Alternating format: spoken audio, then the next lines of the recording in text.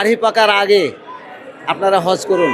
মোয়াল্লেমের উপরে ছেড়ে দিলে সহিভাবে হজ পালন করা সম্ভব নয়। বৃদ্ধ হওয়ার আগেই নিজেকে যৌবন যুবক যখন মনে করবেন সেই অবস্থায় হজ পালন করেন।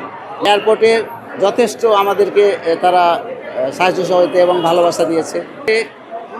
খুঁজে পায় না, টাকা রাখছে খুঁজে পায় না। আমি 2023 সালে একবার গেছিলাম। সে সময় মিনাতে যে ব্যবস্থা ছিল, এবার মিনার অলি গলিতে গাড়ির মাধ্যমে হাজিদেরকে নিয়ে যাওয়া হয়েছে। আর যেহেতু একই কালারের তাঁবু, সেহেতু যারা নতুন এবং প্রবীণ বৃদ্ধ তাদের একটু সমস্যা হয়েছে। তা আমি আপনাদের মাধ্যমে একটি আহ্বান করব বাংলাদেশের প্রতিটি মুসলমানদের, যে অন্তত দাড়ি পাকার আগে আপনারা হজ করুন।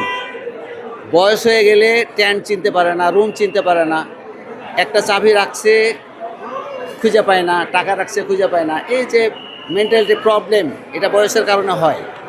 এটা সাফার করতে হচ্ছে আবার মোয়াল্লেমদের।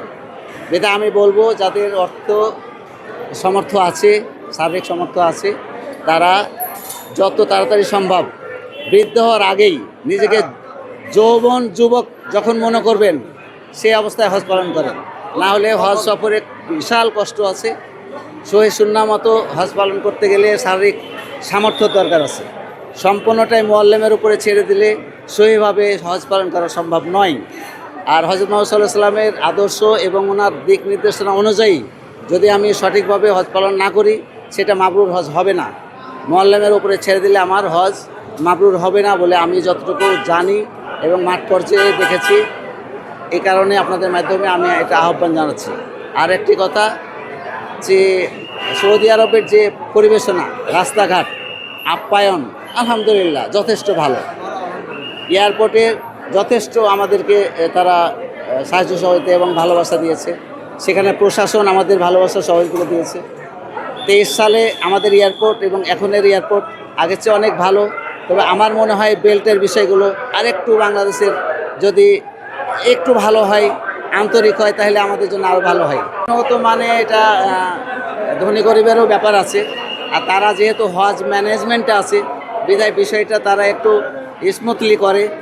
আর যেহেতু আমাদের এখান থেকে আমরা যাই, আমাদের গরিব রাষ্ট্র, সেই অনুযায়ী আমাদের একটু সে তুলনায় একটু কমতি আছে।